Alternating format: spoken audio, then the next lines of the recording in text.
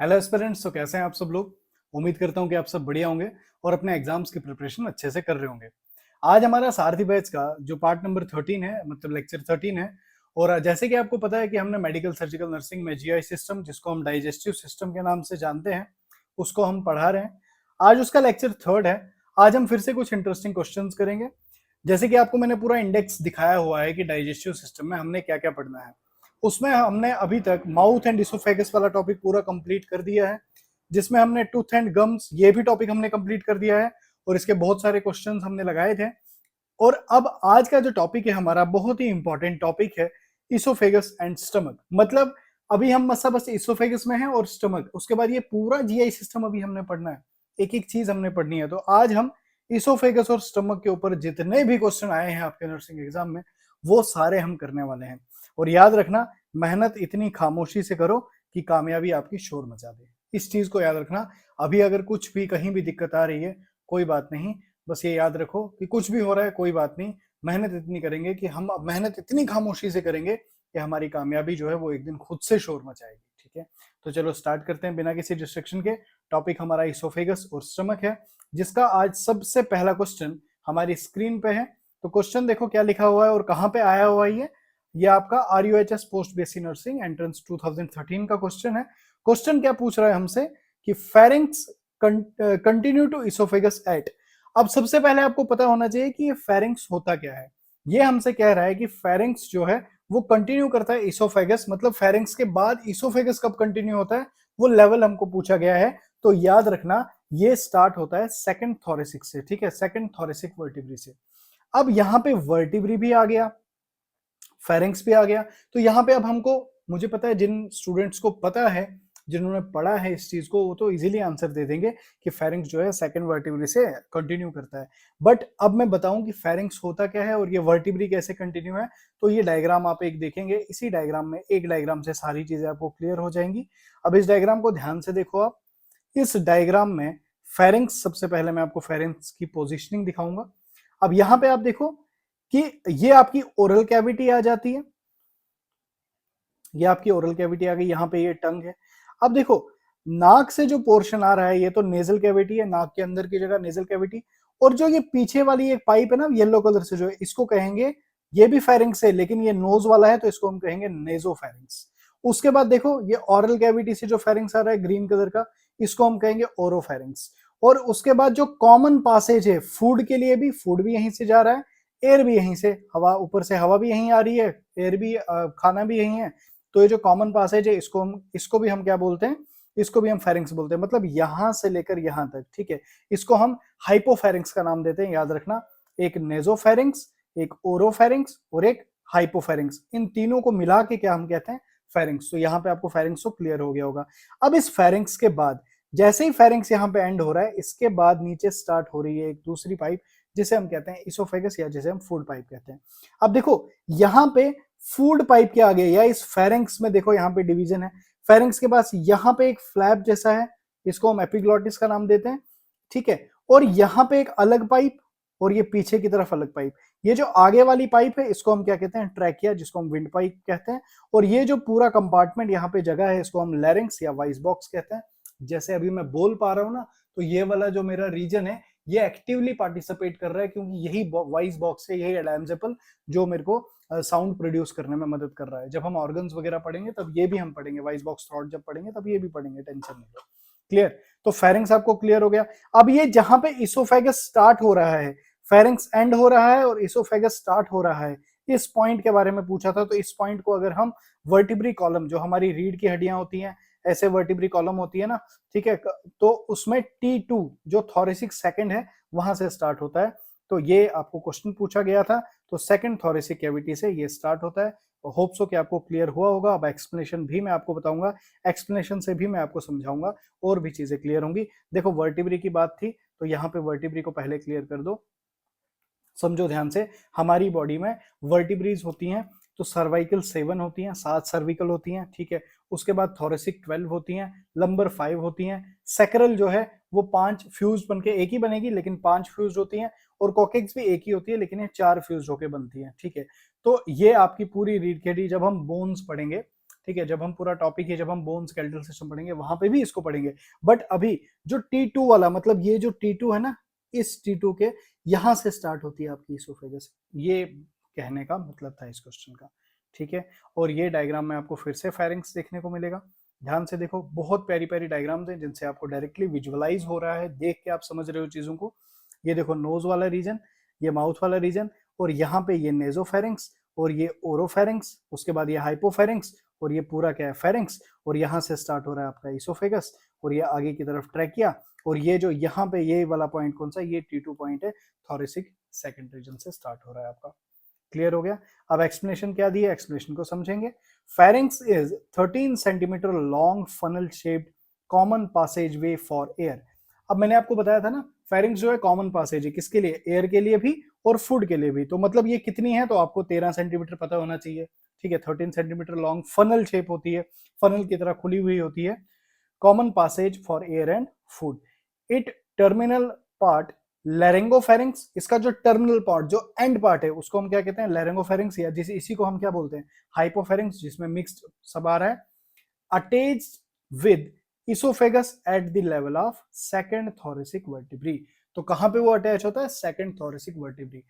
मुझे पूरी उम्मीद है कि ये जितनी भी डायग्राम्स और जो मैं धीरे धीरे बता रहा हूं एक एक पॉइंट को खोल के, आपको एकदम से सारी चीजें दिमाग में सेट बैठ रही होंगी। मुझे पता है आपने 10th में भी डाइजेस्टिव सिस्टम पढ़ा है, आपने इवन 11th में ह्यूमन फिजियोलॉजी होती है आपकी, जब मेडिकल सब्जेक्ट होगा तो आपने होगा ही मेडिकल सब्जेक्ट आपका, आपने 11th क्लास में भी ह्यूमन फिजियो में पहला ही क्वेश्चन डाइजेशन एंड एब्जॉर्प्शन करके है एनसीईआरटी में, वो आपने जरूर पढ़ा होगा। उसके बाद आपने अपने जीएनएम में पढ़ा होगा, बीएससी में पढ़ा होगा, पोस्ट बीएससी में पढ़ा होगा।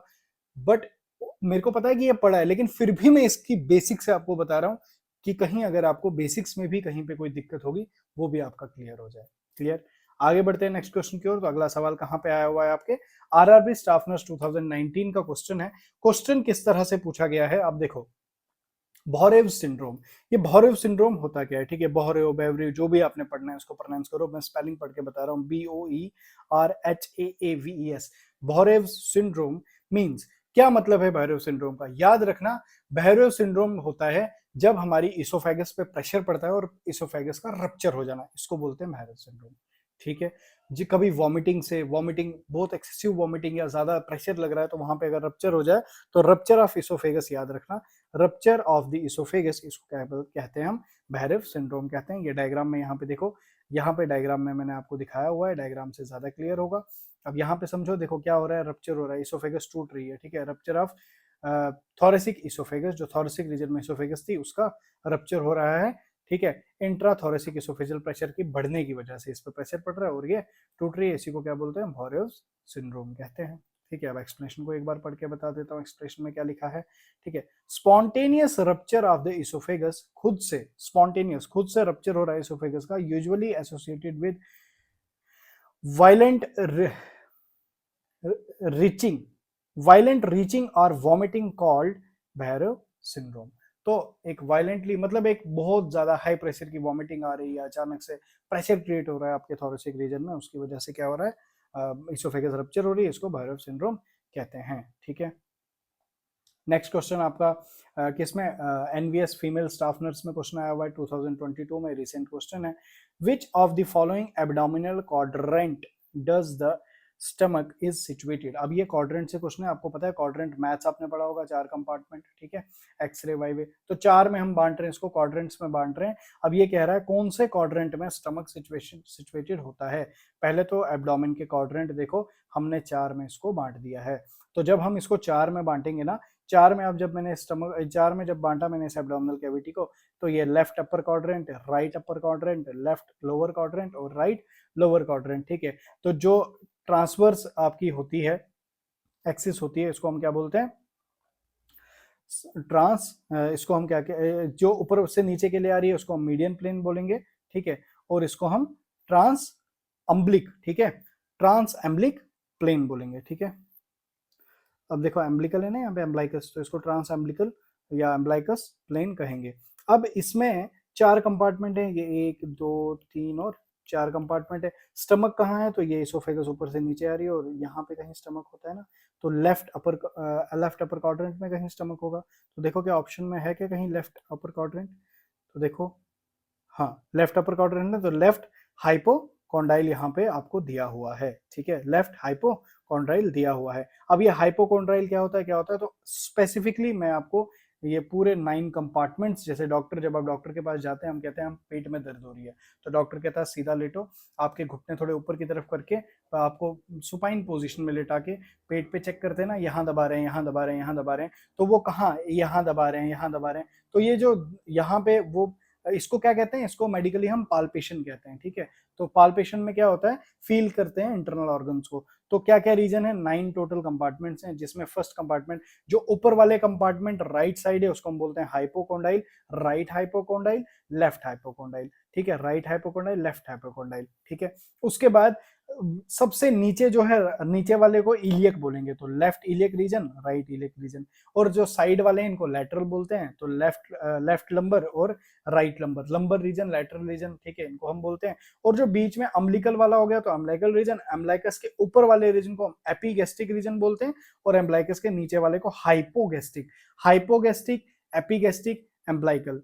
साइड वाले लेटरल वाले हो गए तो lumbar, left lumbar, right lumbar, और उसके बाद ऊपर अगर हाइपोकॉन्ड्राइल, ठीक है, ऊपर वाला हो गया हाइपोकॉन्ड्राइल और लेफ्ट हाइपोकॉन्ड्राइल। तो स्टमक कहाँ है, स्टमक यहाँ कहीं लेफ्ट हाइपोकॉन्ड्राइल वाले रीजन में पाया जाता है। अब यहाँ पे देखो, इसका स्क्रीनशॉट ले लो, सभी ऑर्गन्स यहाँ पे दिए हुए हैं, कौन से रीजन में कौन कौन सा ऑर्गन है, तो इसका स्क्रीनशॉट लोगे तो ज्यादा अच्छे से आपको समझ में आएगा। मैं एक्सप्लेनेशन करके आपको इसकी बता देता हूँ, एक्सप्लेनेशन है नहीं, समझ आ गया होगा आपको। लेफ्ट हाइपोकॉन्ड्राइल रीजन में क्या होता है, आपका स्टमक सिचुएटेड होता है।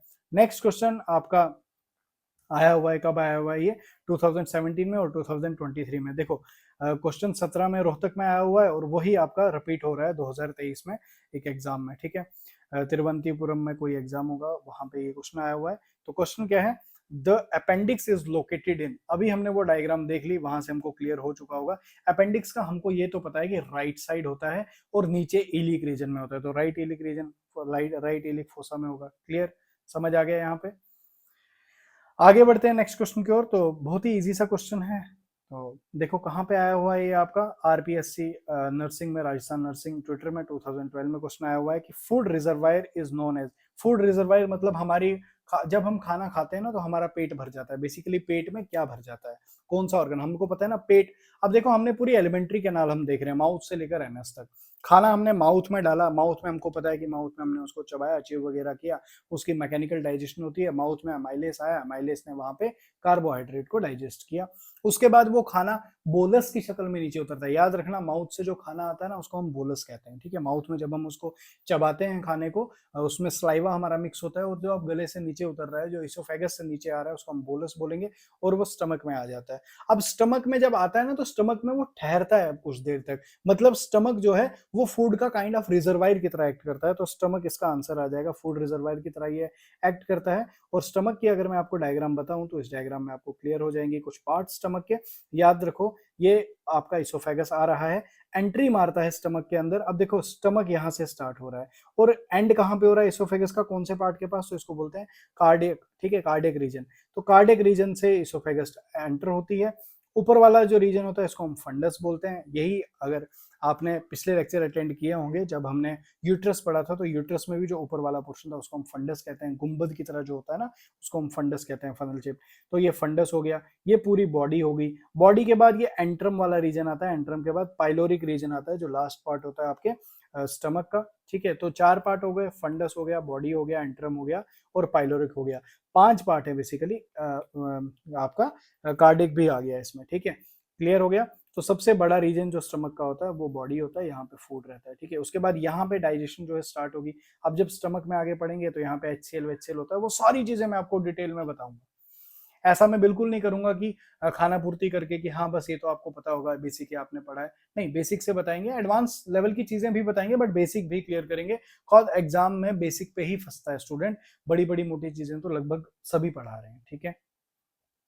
तो इसका आंसर क्या था, इसका आंसर स्टमक था। अब देखो स्टमक के बारे में कुछ 2-4 चीजें लिखी हैं। पहले मैं स्टमक की आपको डायग्राम दिखा दूं। बहुत ही प्यारी डायग्राम है, रियल सी डायग्राम है यहाँ पे स्टमक की। आप देखो अब यहाँ पे क्या क्या है, स्टमक में क्या क्या है। तो ये इसोफेगस कहाँ से एंटर हो रहा है, देखो कार्डिक वाले रीजन। यहाँ पे अब स्टार्ट हो गया आपका स्टमक, तो ये कार्डिक वाला रीजन है। उसके बाद ये फंडस आ गया आपका, ये बॉडी वाला रीजन आ गया पूरा। अब यहाँ पे देखो स्टमक, यहाँ पे देखो छोटी सी कर्व है ना, इसको हम बोलते हैं लेसर कर्व, लेसर कर्वेचर। उसके बाद ये बड़ी कर्व है, इसको हम बोलते हैं ग्रेटर कर्वेचर। याद रखना हमारे स्टमक के साथ ना एक बहुत बड़ी फैट की लेयर जो हमारे पेट के आगे पूरे डाइजेस्ट सिस्टम को कवर करती है ना, पेरिटोनियम की एक लेयर होती है, फैटी फैट होता है उसके ऊपर, उसको हम ओमेंटम बोलते हैं।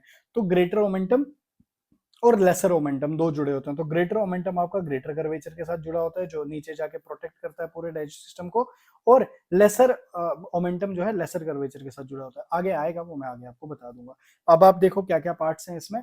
फंडस हो गया, बॉडी ऑफ स्टमक हो गया, ठीक है। उसके बाद पाइलोरिक रीजन आ गया, और यहीं पाइलोरिक के पीछे एंट्रम होता है, और ये ड्यूडेनम पाइलोरिक के बाद जस्ट स्टार्ट होता है ड्यूडेनम। ये first part of small intestine कहलाता है। पहला पार्ट स्मॉल इंटेस्टाइन का होता है, सी शेप का होता है, ड्यूडेनम कहते हैं हम इसको। और यहाँ पे इसोफेगस का स्फिंक्टर होता है, जिसको हम लोअर एसोफेजियल स्फिंक्टर कहते हैं, या इसी को हम कार्डिक स्फिंक्टर कहते हैं। एक्लेशिया कार्डिया मैंने लास्ट लेक्चर में पढ़ाया है कि एक्लेशिया की कंडीशन होती है, उसमें इसी इसोफेगस वाले स्फिंक्टर में दिक्कत आ जाती है। क्लियर, सारी चीजें मैंने पढ़ाई हुई हैं, बताई हुई हैं, एग्जाम में क्वेश्चन भी आते हैं। तो आप समझ तो आपको आ रहा है, कमेंट्स आपके इतने अमेजिंग है कि मतलब क्या बताऊं। बहुत प्यारे आप कमेंट्स कर रहे हो, बहुत ज्यादा मोटिवेट कर रहे हो मुझे और मेरी टीम को। तो देखो stomach is a J shaped, stomach किसकी तरह है, जे शेप की तरह है, जे शेप्ड डिस्टेंडेबल मसल। डिस्टेंडेबल मसल मतलब स्टमक जो है ना, जिसमें खाना डालो तो ये इसकी इलास्टिसिटी होती है, डिस्टेंड हो सकता है, बड़ा हो सकता है। Sac like part of the alimentary tube, तो एलिमेंट्री कैनाल का एक सैक लाइक पार्ट है, ठीक है। और ये सबसे वाइड भी होता है, ठीक है। पूरे एलिमेंट्री कैनाल में सबसे ब्रॉड या वाइड अगर पूछा जाए आपसे, तो स्टमक इसका आंसर आएगा, आपको ये समझ में आना चाहिए, ठीक है। Serve as a reservoir of food, ये कुछ देर तक रिजर्वायर की तरह एक्ट करता है फूड की।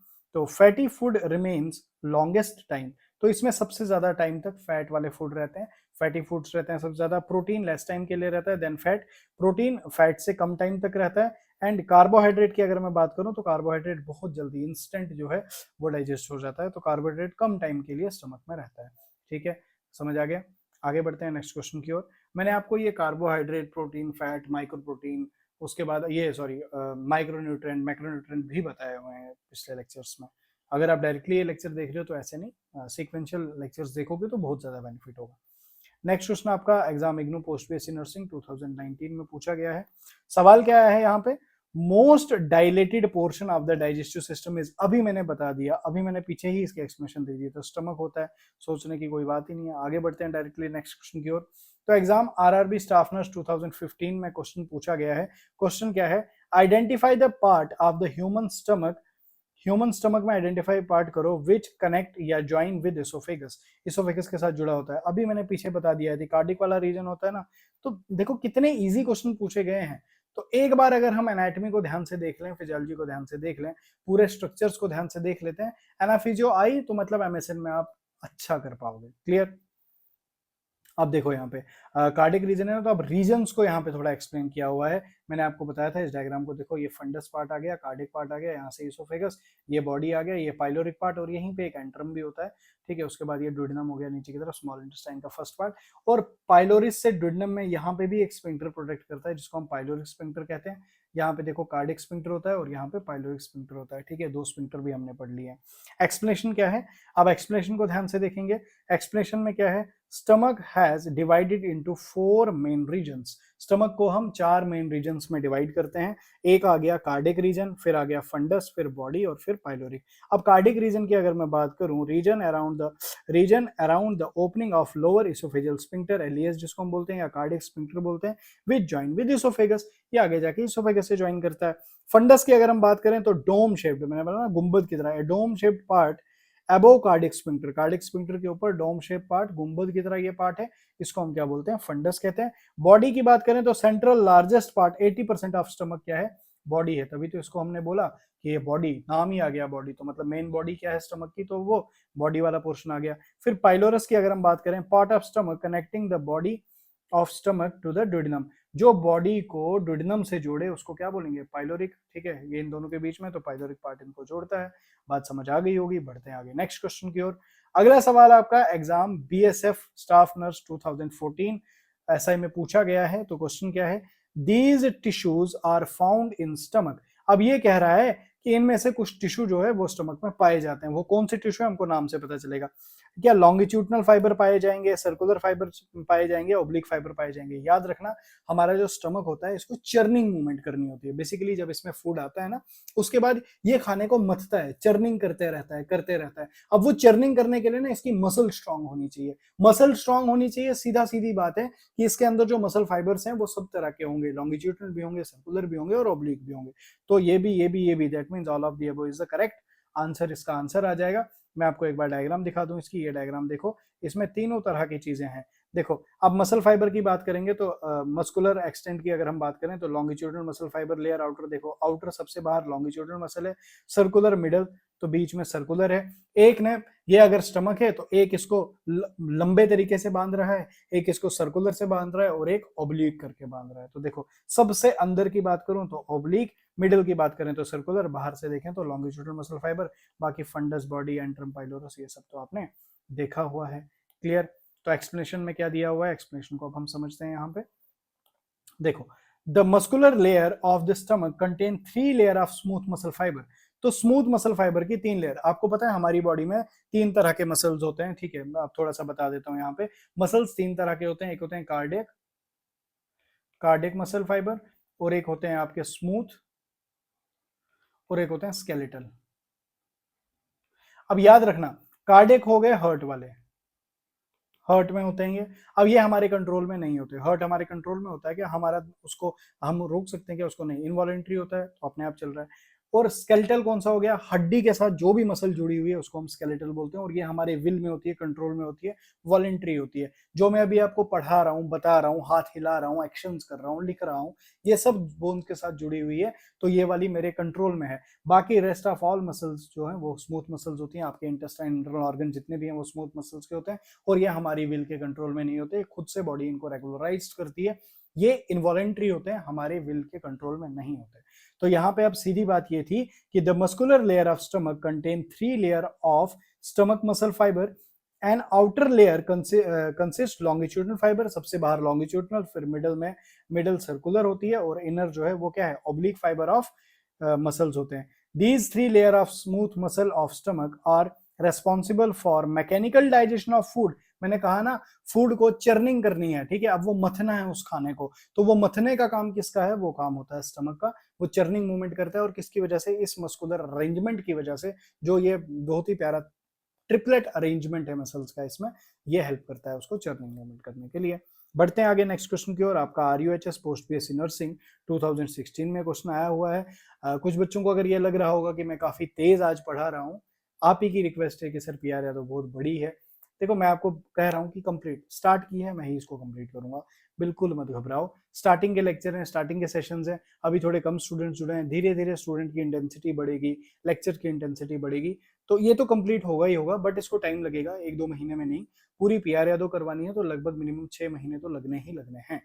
तो आगे आगे इंटेंसिटी बढ़ाएंगे लेक्चर्स की। अभी तो हफ्ते में 3 कर दिए हैं, ठीक है। मंडे, वेंसडे, फ्राइडे, वीक के 3 आ रहे हैं। बाकी दिन जो हम ड्रिल करवा रहे हैं इसी चैनल पे, हर दिन 50 एमसीक्यूज के, एक टॉपिक पकड़ते हैं उसके 50 एमसीक्यू डाल देते हैं, उनकी आप प्रैक्टिस करो साथ साथ, ठीक है। जो आज आपने लेक्चर पढ़ा, आप देखो पूरा इंडेक्स मैंने आप लगा दिया है, जैसे डाइजेस्ट सिस्टम में पूरा इंडेक्स लगा दिया, आपको पता है कि नेक्स्ट डे हमने कौन सा लेक्चर आएगा, तो आप उस नेक्स्ट डे के लेक्चर को पहले ही पढ़ लो, उसकी थ्योरी क्लियर कर लो, ताकि क्वेश्चन प्रैक्टिस के जब ये सेशन लूंगा मैं, उस टाइम पे आप भी बैठ के क्वेश्चन प्रैक्टिस किया करो। मैंने बताया आपको तरीका कि इन लेक्चर्स को किस तरह देखना है, अपने सामने एक कॉपी रखो, जो नए पॉइंट्स मिल रहे हैं उनको नोट करना स्टार्ट कर दो, ठीक है। जैसे अब इसोफेगस के रप्चर को क्या बोलते हैं, अभी आप भूल चुके हो, देखो अभी मैंने इसोफेगस के रप्चर को एक सिंड्रोम कहते हैं, भूल गए ना, तो उसको लिख के रखना है, जो रिवाइज करोगे तो याद रहेगा, तभी जाके एग्जाम क्लियर होगा। पढ़ा सबने, मैं आपको एक चीज बताऊं, एग्जामिनेशन में जो भी एग्जाम, जो भी नर्सिंग में पढ़ते सब है, लेकिन सिलेक्शन किसका होता है, जो वो पढ़े हुए को रिवाइज करता है, टेस्ट देता है और टेस्ट को एनालाइज करता है, ठीक है, उसकी सिलेक्शन होती है। जो कंसिस्टेंट रहता है, रिवीजन करता है, उसकी सिलेक्शन होती है। जो पढ़ रहा है उसकी सिलेक्शन नहीं हो रही है, जो सही पढ़ रहा है, रिवीजन भी कर रहा है उस पढ़े हुए का, ठीक है, उसका सिलेक्शन होता है। तो क्वेश्चन क्या है आपका, mechanical digestion in the stomach is accomplished by which of the following structure। तो कौन करता है? स्मूथ मसल लेयर, ठीक है। स्मूथ मसल लेयर्स करती हैं जो 3 है, ठीक है, लॉन्गिट्यूडनल है, सर्कुलर है और ऑब्लिक है। अगले बढ़ते हैं आगे क्वेश्चन की ओर। बीएसएफ स्टाफ नर्स 2014 में क्वेश्चन आया हुआ है और आरपीएससी स्टाफ नर्स 2010 में क्वेश्चन आया है, तो रिपीट हुआ है, 10 का 14 में क्वेश्चन आया है। काइम इज कॉल्ड, अब ये काइम होता क्या है याद रखना, मैं आपको सीधा बताऊं, माउथ में जो फूड होता है उसको जब हम स्लाइवा के साथ मिक्स हो गया उसको हम बोलते हैं बोलस। अब वो बोलस इसोफेगस के थ्रू आया कहां? स्टमक में। अब स्टमक में जब उसके साथ एसिड मिल जाता है वो बनता है काइम, ठीक है। इसलिए आपने ऐड सुनी होगी काइम चूर्ण खाओ, तो काइम चूर्ण मतलब जो स्टमक के अंदर फूड है उसको और चूर्ण करता है, तो काइम। उसके बाद ये जब स्मॉल इंटेस्टाइन में आएगा, स्मॉल इंटेस्टाइन में आने के बाद इसके साथ बाइल जुड़ेगा, ठीक है, पैनक्रियाटिक जूस जुड़ेंगे, बाइल जुड़ेगा, तो बाइल जुड़ने के बाद ये काइम बन जाता है काइल, ठीक है। तो बोलस, काइम, काइल, क्लियर। तो ये कुछ स्टेट्स होती हैं उस फूड के अंदर जो बनती हैं। तो काइम इज कॉल्ड, तो काइम क्या हो गया? Food in stomach, food in the mouth, food reaches in duodenum और उसके बाद food reaches in the rectum. Food in the stomach में बच्चों को कंफ्यूजन हो रहा होगा, बट देखो स्टमक में जो पहुंचा वो तो अभी बोलस ही है। जब इसमें एसिड मिल जाएगा और एसिड मिलने के बाद ये थोड़ा प्रोसेस होगा, तो मतलब जो डुडनम तक पहुंचता है ना वो क्या होता है? वो काइम ही होता है। Is it clear? यहां तक बात समझ आ गई? तो mixture of partially digested food and digestive secretion in stomach which is entered into first part of small intestine duodenum are called chyme। इसको हम क्या कहते हैं? काइम कहते हैं। आगे बढ़ते हैं नेक्स्ट क्वेश्चन की ओर। तो आपका आरआरबी स्टाफ नर्स में आया हुआ है 2015 में। Human body needs constant supply of protein, human body को कॉन्स्टेंटली प्रोटीन की सप्लाई की जरूरत होती है, किसके लिए? सर्वाइव के लिए, to survive. The first part, तो पहला पार्ट जो है डाइजेस्टिव सिस्टम का, the first part of digestive system to begin digesting protein is, तो प्रोटीन की सबसे पहले डाइजेशन कहाँ होती है? इससे पहले लेक्चर में हमने कार्बोहाइड्रेट की डाइजेशन कहाँ होती है सबसे पहले? माउथ में हमने पढ़ लिया है, टाइलिन या अमाइलेज उसको करवाता है। अब याद रखना प्रोटीन की डाइजेशन स्टार्ट होती है स्टमक में, ठीक है। तो मतलब सबसे पहले अगर हम देखें जो हमारे मैक्रो न्यूट्रिएंट्स हैं जैसे कार्बोहाइड्रेट, प्रोटीन, फैट, इनमें सबसे पहले डाइजेशन किसकी स्टार्ट होती है? कार्बोहाइड्रेट की। कहाँ होती है? माउथ में। सेकेंड टाइम पे किसकी डाइजेशन स्टार्ट होती है? प्रोटीन की। कहाँ होती है? स्टमक में। Is it clear? तो ये याद रखना। तो देखो क्या लिखा है एक्सप्लेनेशन में, the process of digestion of protein first started into stomach by proteolytic. यहाँ पे प्रोटियोलिटिक, प्रोटियो मतलब ये करता है किसको रिप्रेजेंट? प्रोटीन को। लिटिक मतलब तोड़ना। तो प्रोटियोलिटिक एंजाइम जिसका नाम है पेप्सिन, तो एमाइलेज कर रहा था, कार्बोहाइड्रेट को तोड़ रहा था। पेप्सिन किसको तोड़ता है? पेप्सिन तोड़ता है आपके प्रोटीन को, ठीक है। An enzyme that catalyse the conversion, जो कैटलाइज करता है कन्वर्जन को प्रोटीन इनटू पेप्टाइड्स या अमीनो एसिड्स में, इनको तोड़ता है। याद रखना प्रोटीन जो है वो कॉम्प्लेक्स फूड है। मैंने आपको पहले ही कहा कि डाइजेस्टिव सिस्टम में क्या पढ़ रहे हैं? कॉम्प्लेक्स को सिंपल में तोड़ना है। प्रोटीन को तोड़ के अमीनो एसिड बनाने हैं, ठीक है, या पेप्टाइड्स बनाने हैं। ये काम कौन करेगा? ये काम करता है पेप्सिन। और ये पेप्सिन कहां प्रेजेंट होता है? स्टमक में, ठीक है। पेप्सिन कहां प्रेजेंट होता है? स्टमक में। और याद रखना ये जो पेप्सिन होता है ना, अब अगर आपके दिमाग में अभी क्वेश्चन आएगा, सर ये पेप्सिन अगर स्टमक में प्रेजेंट है तो ये स्टमक को डाइजेस्ट क्यों नहीं कर रहा है? देखो ये स्टमक को डाइजेस्ट इसलिए नहीं करता है क्योंकि ये इनएक्टिव फॉर्म में होता है वहां पे, ठीक है, पेप्सिनोजन की फॉर्म में होता है। और ये पेप्सिनोजन जो है HCl, तो स्टमक के अंदर HCl होता है ना, तो HCl इसको एक्टिवेट करता है, पेप्सिनोजन को पेप्सिन में कन्वर्ट करता है, ताकि पेप्सिन जो है ये प्रोटीन को तोड़ के अमीनो एसिड बनाता है। अगर ये चीज अभी आपको समझ में नहीं आई है तो आगे क्वेश्चन आएंगे, वहां पे मैं फिर से समझाऊंगा। अभी बस इतना समझो कि स्टमक के अंदर प्रोटीन की डाइजेशन स्टार्ट होती है और कौन करवाता है? पेप्सिन करवाता है। Is it clear? अब पेप्सिन कहां से सिक्रेट करता है, कौन करता है, क्या करता है, वो भी चीजें अभी आपको डिस्कस में कर दूंगा, ठीक है। तो pepsin secreted as in inactive form, देखो लिखा हुआ है इनएक्टिव फॉर्म में सेक्रेट होता है, जिसको हम पेप्सिनोजन, याद रखना जिस भी एंजाइम के आगे ओजन लग जाए, ठीक है, ठीक है, पेप्सिन ओजन हो गया ये, ठीक है, तो ओजन होता है inactive, clear. Pepsinogen by chief cell of gastric gland, तो अब कहां से सेक्रेट हो रहा है? चीफ सेल से। मतलब आपकी स्मॉल इंटेस्टाइन, सॉरी आपकी स्टमक के अंदर गैस्ट्रिक ग्लैंड्स होती हैं। अब उन गैस्ट्रिक ग्लैंड के अंदर कौन सी सेल सेक्रेट करती हैं पेप्सिनोजन को? तो वो चीफ सेल सेक्रेट करती हैं, ठीक है। तो याद रखना है अब सबसे पहले डाइजेशन की कहां स्टार्ट होती है प्रोटीन की? स्टमक के अंदर। कौन करवाता है? पेप्सिन करवाता है। कौन पेप्सिन को सेक्रेट करवाता है? चीफ सेल सेक्रेट करवाती है। ये चीफ सेल किसका पार्ट है? ये गैस्ट्रिक ग्लैंड का पार्ट है। क्लियर हो गया? और ये सब कहां हो रहा है? स्टमक में। होते कहां गैस्ट्रिक ग्लैंड? स्टमक के अंदर होता है, ठीक है। आगे बढ़ते हैं नेक्स्ट क्वेश्चन की ओर। अब ये होमवर्क है आपका, क्योंकि ये मैं आपको पढ़ा चुका हूं, इसके बारे में बता चुका हूं, तो इसका आंसर आप खुद करोगे। नेक्स्ट क्वेश्चन की ओर बढ़ते हैं। ये फिर से आपको एक होमवर्क में दे रहा हूं, बिकॉज इसको भी मैं कहीं ना कहीं डिस्कस कर चुका हूं, तो इसका भी आंसर आप खुद से करेंगे। एक और क्वेश्चन है, ये भी एक होमवर्क है आपको। तो देखो लाइन से 2-3 क्वेश्चन जो है आपको होमवर्क में है, जिनका आपने आंसर करना है। तो 1, 2 और 3, ठीक है, इनको पास करके जल्दी से इनके आंसर आप कर दीजिए। आगे बढ़ते हैं नेक्स्ट क्वेश्चन के ऊपर। तो एग्जाम किसमें आया हुआ है? ये जिपमर स्टाफ नर्स 2013 का क्वेश्चन है। अब देखो पीआर यादव, ये क्यों होमवर्क मैं आपको दे रहा हूँ, क्योंकि पीआर यादव में ना कुछ कुछ क्वेश्चन बिल्कुल रिपीटेड है, तो उनको बताने के लिए टाइम वेस्ट होगा, इसलिए मैं उनको डायरेक्टली होमवर्क दे रहा हूँ। कॉज बहुत ईजी है, उनके आंसर आप जरूर कर लोगे। अगर नहीं भी हो रहे हैं कमेंट में बताओ, समझा दूंगा वहां पे, ठीक है। 2013 में क्वेश्चन आया है जिपमर में। आपका क्वेश्चन क्या है? All the following enzyme are secreted by gastrointestinal system. अब ये कह रहा है आपका जीआई सिस्टम जो है इन सब एंजाइम को सेक्रेट करता है, एक्सेप्ट इसको छोड़ के। मतलब जो आप 4 ऑप्शन दिए होंगे, इनमें 3 जो है वो बिल्कुल ठीक दिए होंगे, जो जीआई सिस्टम सेक्रेट करता है, और एक बिल्कुल उल जलूल सा अजीब सा दिया होगा। तो क्या टाइलिन सेक्रेट करता है? बिल्कुल करता है। स्लीवरी अमाइलेज में होता है ये। पेप्सिन करता है, अभी तो पढ़ा हमने। काइमोट्रिप्सिन करता है, हाँ काइमोट्रिप्सिन भी करता है, ये बेसिकली हमारे पैनक्रेटिक जूसेस में पाया जाता है। उसके बाद एंजियोटेंसिन, ये बिल्कुल नहीं होता भाई, एंजियोटेंसिन तो नहीं होता, तो एंजियोटेंसिन इसका क्या आ जाएगा? आंसर आ जाएगा। अब ये एंजियोटेंसिन रास कंपोनेंट होते क्या है ये पढ़ेंगे आगे। अब एंजियोटेंसिन में घुसूंगा ना तो फिर नया टॉपिक स्टार्ट हो जाएगा, ठीक है। नेक्स्ट क्वेश्चन आपका नर्सिंग ट्यूटर 2012 में आया हुआ है, राजस्थान में। क्वेश्चन क्या है? The gastric juice is produced by. ये जो गैस्ट्रिक जूस कहाँ, अभी तक कहाँ है हम यार? स्टमक में ही तो पढ़ रहे हैं। गैस्ट्रिक ग्लैंड गैस्ट्रिक जूस को बना रहा है, तो कहाँ होता है? स्टमक के अंदर होता है। बात समझ आ गई? तो क्या है? Gastric glands which are present in the wall of stomach. ये गैस्ट्रिक ग्लैंड कहां प्रेजेंट होते हैं? वॉल ऑफ द स्टमक में प्रेजेंट होते हैं। सेक्रीट करते हैं किसको? गैस्ट्रिक जूस को। विच मेनली कंटेन पेप्सिनोजन, जिसके पास क्या होता है? पेप्सिनोजन, जो कि डाइजेस्ट करता है प्रोटीन को, और साथ में इंट्रांसिक फैक्टर होते हैं और हाइड्रोक्लोरिक एसिड। अब देखो क्या क्या है। HCl है, ठीक है, HCl है, इंट्रांसिक फैक्टर, इंट्रांसिक फैक्टर, और दूसरी चीज क्या आ गई? और हमको पता है कि पेप्सिन है, जो कि पेप्सिनोजन है, वो पेप्सिन में कन्वर्ट करते हैं। और ये पेप्सिनोजन को पेप्सिन में कौन कन्वर्ट करता है?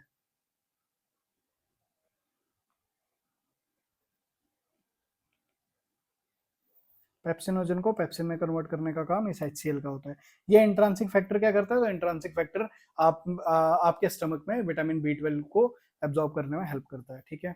B12 की एब्जॉर्प्शन में हेल्प करता है। नेक्स्ट क्वेश्चन आपका एम्स भुवनेश्वर का क्वेश्चन है, 2018 में क्वेश्चन आया हुआ है। Cells of gastric gland that secrete hydrochloric acid found in the gastric juice are. अब ये कह रहा है कि HCl तो आपने बता दिया कि HCl जो है वो सेक्रीट होता है आपके स्टमक में, गैस्ट्रिक ग्लैंड करती है। गैस्ट्रिक ग्लैंड में कौन सी सेल? जैसे पेप्सिन में हमने चीफ सेल पढ़ा था, वैसे ही गैस्ट्रिक ग्लैंड में कौन सी ग्लैंड HCl, कौन सी सेल जो है HCl को सेक्रेट करते हैं? तो याद रखना पैराइटल सेल्स, ठीक है। HCl को, और ये पैराइटल सेल HCl को भी सेक्रेट करती हैं, और यही पैराइटल सेल साथ में किसको? इंट्रांसिक फैक्टर, IF में शॉर्ट में लिख रहा हूँ, IF को भी यही सेक्रेट करती है।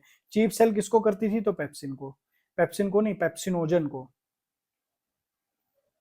ठीक है। यही पेप्सिनोजन बाद में पेप्सिन में कन्वर्ट होता है HCl की मदद से। अब देखो यहाँ पे समझो, अब ये इसको थोड़ा ध्यान से इस डायग्राम का फोटो, ये आप स्क्रीनशॉट ले लीजिए। यहाँ पे क्या क्या दिया हुआ है, पूरे स्ट्रक्चर समझाए हुए हैं। तो देखो इस तरह से होती है आपकी ये गैस्ट्रिक ग्लैंड, जो वॉल में पाई जाती है स्टमक के। अब इसी गैस्ट्रिक ग्लैंड में क्या क्या है? तो यहाँ पे एंटीरो एंडोक्राइन सेल्स भी हैं, उसके बाद चीफ सेल्स भी हैं, पैराइटल सेल्स भी हैं, म्यूकस नेक सेल्स भी हैं, सरफेस म्यूकस सेल्स भी हैं। अब यहाँ पे दी हुई हैं आपकी cells of the gastric gland, और ये सेक्रेटरी प्रोडक्ट इनके। इसको आप देख लेना, इसको आप थोड़ा सा समझ लेना, तो आगे अब जब क्वेश्चन करेंगे तो इससे भी सॉल्व हो जाएंगे। तो इसका क्या है, आपकी जो पैराइटल सेल्स हैं, parietal cells are large cell in the gastric gland, glands of stomach that secretes hydrochloric acid HCl and intrinsic factor responsible for absorption of vitamin B12। मैंने बताया था कि विटामिन B12 की एब्जॉर्प्शन के लिए responsible होता है। आगे बढ़ते हैं नेक्स्ट क्वेश्चन की ओर। तो कहां पे आया ये क्वेश्चन? एम्स नागपुर नर्सिंग, ठीक है, नागपुर नर्सिंग में आया हुआ है ये क्वेश्चन, 2020 का क्वेश्चन है। Intrinsic factor of Castle is secreted by, ठीक है। अब कहां से सेक्रेट होता है? तो अभी मैंने बता दिया था आपको, पैराइटल सेल इसको सेक्रेट करते हैं, तो ज्यादा इसमें क्या दिमाग लगाएं। नेक्स्ट क्वेश्चन आपका ESIC स्टाफ नर्स 2016 का क्वेश्चन है, जो कि सेकंड शिफ्ट में आया था। तो क्वेश्चन क्या है? Gastric gland are present in the wall of, किसमें? स्टमक में। अभी तो पढ़ा हमने, स्टमक की वॉल में प्रेजेंट होते हैं, क्लियर। नेक्स्ट क्वेश्चन आपका UPPSC स्टाफ नर्स 2021 में क्वेश्चन आया है। तो क्वेश्चन क्या है? Which following pairs not correctly match. अब ये कह रहा है अब ये पेयर्स दिए हुए हैं, हमने इनमें से एक ऑड वाले को सिलेक्ट करना है जो नॉट करेक्टली मैच है। तो 3 करेक्टली मैच होंगे, एक इनमें अलग सा होगा। तो acid present in vinegar, vinegar में जो एसिड होता है वो कौन सा होता है? एसिटिक एसिड होता है, बिल्कुल सही। Next, compounds present in bone, bone में क्या कैल्शियम फॉस्फेट होता है? तो बिल्कुल होता है।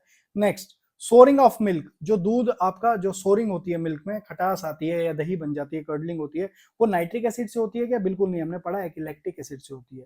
ठीक है, लैक्टिक एसिड से होती है। अब नेक्स्ट देखते हैं लास्ट वाला क्या है। Acid in gastric juice hydrochloric acid होता है, बिल्कुल सही। तो आंसर क्या आ जाएगा? सी आपका करेक्ट आंसर आ जाएगा, क्योंकि हमको नॉट ढूंढना था। क्लियर? तो सी देखो यहाँ पे, सोरिंग या cuddling of milk is caused by lactic acid. ठीक है, आंसर भी दिया हुआ है। अब एग्जाम आपका क्वेश्चन जो है बीएसएफ स्टाफ नर्स आया है 2015 में, ये क्वेश्चन आया है। ओमेंटम, जो मैंने आपको ओमेंटम बताया था ना अभी, ग्रेटर कर्वेचर लेसर कर्वेचर, उसके साथ ओमेंटम जुड़ा होगा। अब उस ओमेंटम की बात हो रही है यहाँ पे। तो ओमेंटम क्या है? Omentum are fold of peritoneum suspended. इसने बता दिया, क्वेश्चन ने हमको बता दिया कि ओमेंटम जो है वो फोल्ड है किसका? पेरिटोनियम का। ये सस्पेंड करता है कहां से? देखो, कहां पे सस्पेंड करता है? स्टमक, स्टमक को पूरे कवर करता है, सस्पेंड करेगा, या स्मॉल इंटेस्टाइन को? अब देखो, स्टमक में ना, स्टमक में अगर आप ध्यान से देखोगे तो स्टमक में एक लेसर कर्वेचर है,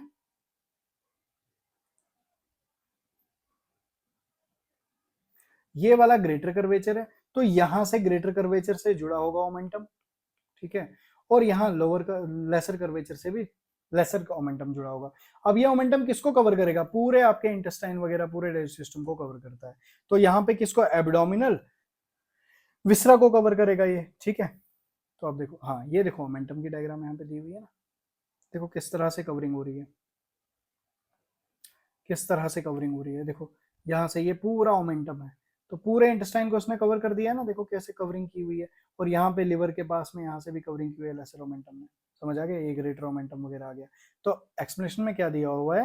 momentum are fused peritoneal fold that connect the stomach and duodenum with other abdominal visceral organ. तो जो ये किस किस को कनेक्ट कर रहा है? आपके स्टमक को, ड्यूडिनम को, first part of small intestine को, किसके साथ? पूरे एब्डोमिनल विसरल ऑर्गन के साथ, जो भी एब्डोमिन के विसरल ऑर्गन है सबको कनेक्ट करके रखता है, बेसिकली प्रोटेक्शन के लिए होता है। ओमेंटम आर टू टाइप, कौन कौन सा है? जैसे ग्रेटर ओमेंटम हो गया, जो गैस्ट्रो जो नीचे की तरफ होगा, ठीक है, गैस्ट्रोकोलिक ओमेंटम हम इसको बोलते हैं। ठीक है, ग्रेटर ओमेंटम गैस्ट्रोकोलिक, मतलब यहां से स्टार्ट है और कोलॉन तक जुड़ा हुआ है, तो गैस्ट्रोकोलिक ओमेंटम बोलते हैं। एंड लेसर ओमेंटम जो है gastro hepatic omentum, gastro means stomach, hepatic means liver.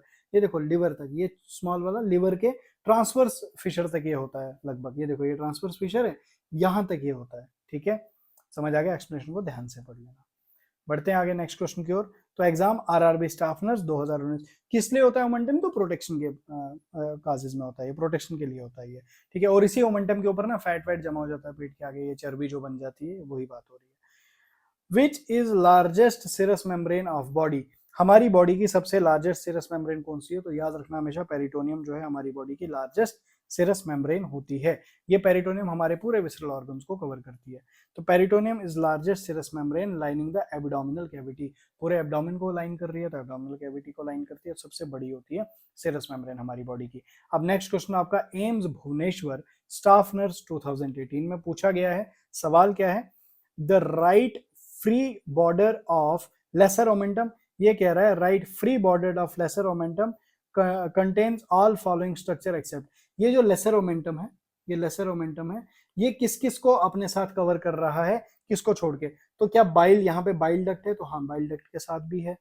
क्या इंफीरियर वेना केवा है? अब इंफीरियर वेना केवा हर्ट से, इंफीरियर वेना केवा नीचे से ब्लड लेके आ रही है हर्ट में, वो वेना केवा का क्या लेना देना है? ये तो नहीं आएगा यहाँ पे।